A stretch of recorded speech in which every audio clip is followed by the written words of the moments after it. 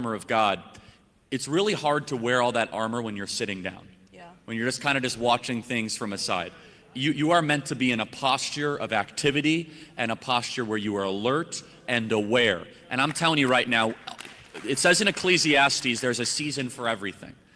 The last 30 years, if you lived in America, you were blessed to be able to live in a season of peace and prosperity, where there were more people that believed what you believed than not, and Texas was so nice and everything was great. Well, guess what? That season has probably already come to an end. Yeah. You are now in a season of confusion and, dare I say, at times conflict.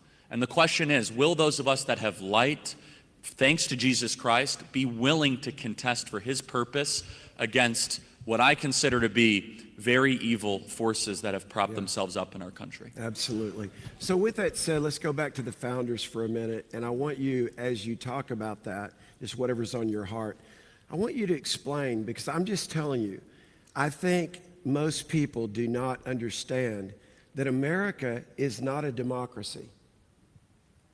They just think, well, America is a democracy. And we've all kind of been taught that, and we learn this in civics, and yet, what is America? So just kind of tie that into.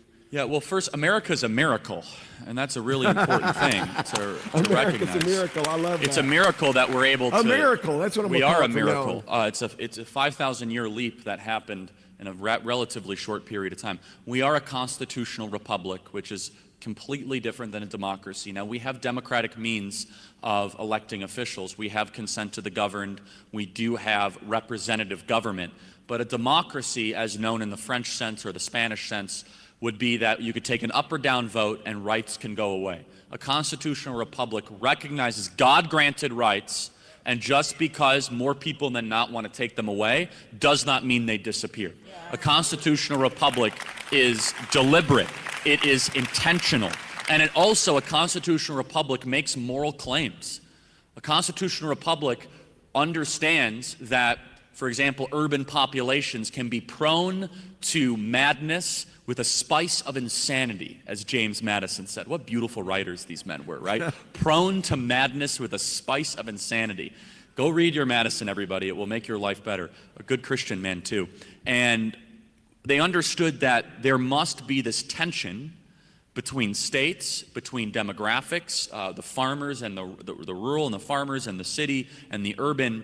But I think you mentioned something about the founders that, we're here in a church, and some of you say, Charlie, what do the founding fathers have to do with me? Why should I care about this? Number one, the Bible tells you to be thankful and to have gratitude for things that are good and beautiful and true.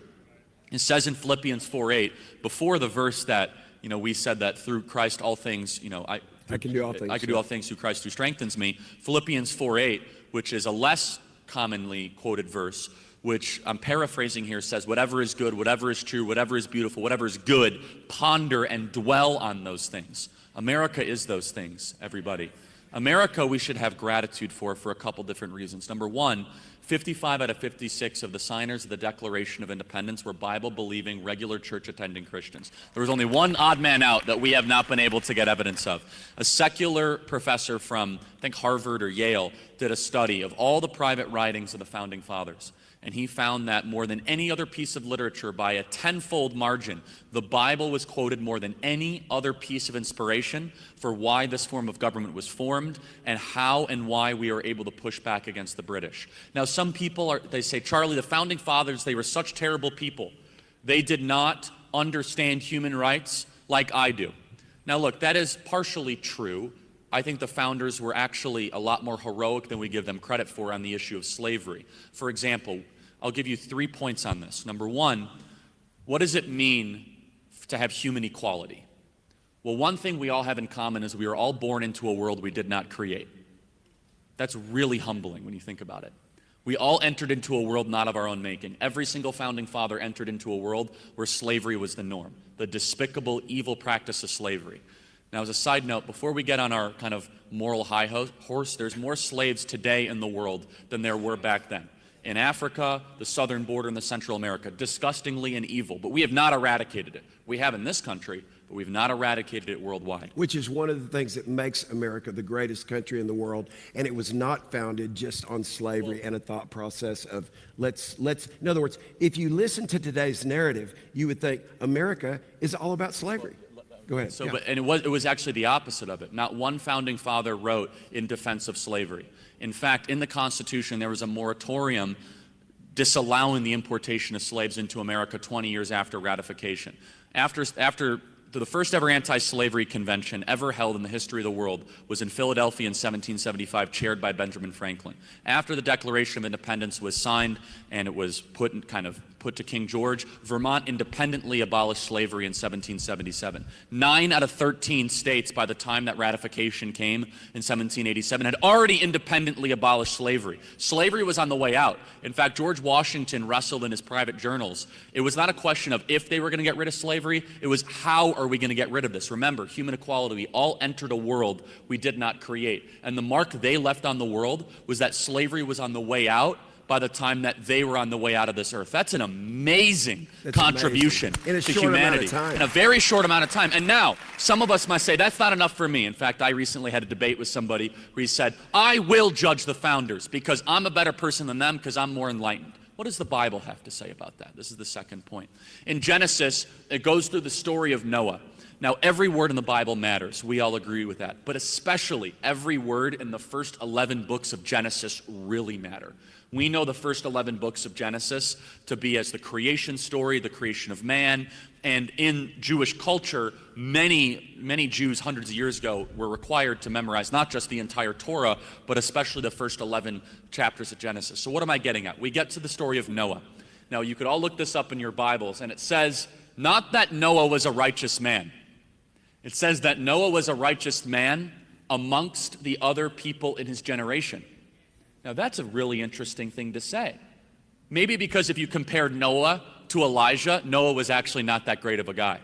The Bible is telling us in Genesis 6, the way you view history is amongst peers and contemporaries. Maybe people 100 years from now are going to say, you know those people back in 2021? My goodness. They allowed men to go into women's bathrooms and they didn't do anything about abortion and they just watched football all day long. Let's be very careful and prudent and slow and see what the Bible says about viewing history. We view Noah as someone that was a righteous man because we compared him amongst the peers of his generation. That's how we must view the founding fathers who entered into a world that had these unspeakable sins, and they started the process of unraveling them. In fact, they did unravel them in certain states, in certain areas. And the third thing is this, which is the movement to eradicate slavery, which was happening in 2 countries almost simultaneously. William Wilberforce started it in England, and the movement here in America is something that had a profound impact across the world. And it was done by who?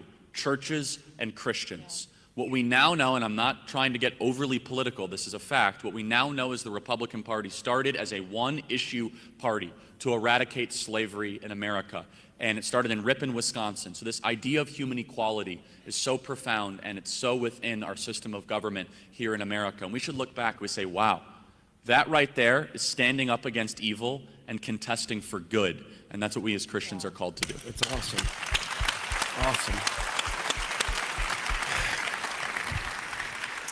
So, Keela, anything? I want to include you in the conversation because I've got a lot. As you know, I could dominate the conversation. Yes, it's all really good. I'm loving it. I think just growing up in church and seeing what's even been happening in the world the past couple of years, I feel like everything's really accelerated, and because of social media, but how easily we have access to information and disinformation. But I think one of the things that I've seen in the church, and like Charlie said earlier, if something is confronting to you, then that's between you and God. But what I'm saying isn't meant to be confronting. It's just a fact of what I've seen in the church.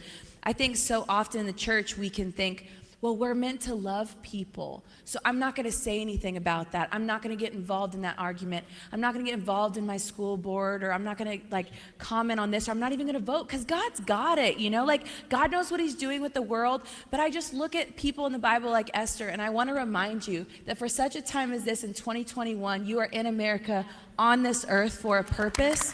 And even if you don't know what to do, I want to remind you, with Moses what God said. He said, I'm not sure, basically I'm paraphrasing, I'm not sure how I'm going to do this. I don't know how I'm going to do what you've called me to do, God. I don't have anything. And he said, what's in your hand?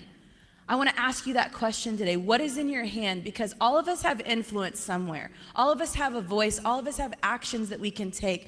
And so many of us in these last couple years, we have taken on fear like it's something that we should love. Like it's something we're feeding, it's something that we're leaning into. And right now there's so many studies being done on 28% of deaths from COVID are happening because of anxiety and fear.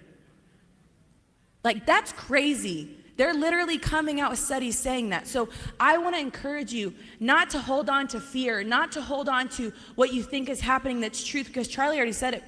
The truth will set you free, but only God's truth will set you free. Not the truth of the news, not the truth on your social media posts, not the truth that you feel is right. And I'll just say, if you feel like, and you know that God has told us that we're supposed to love people, well, that doesn't mean that you forsake the truth. Because if you love someone enough, you will stand up for the truth. If you love someone enough and they're driving off a cliff, you will grab that steering wheel. And right now in America, there is some of us that we're sitting back going, we can trust God with this, we can trust God, but you can trust him because he has placed you here to be his asset in the earth, to bring the kingdom thought process and the kingdom life here.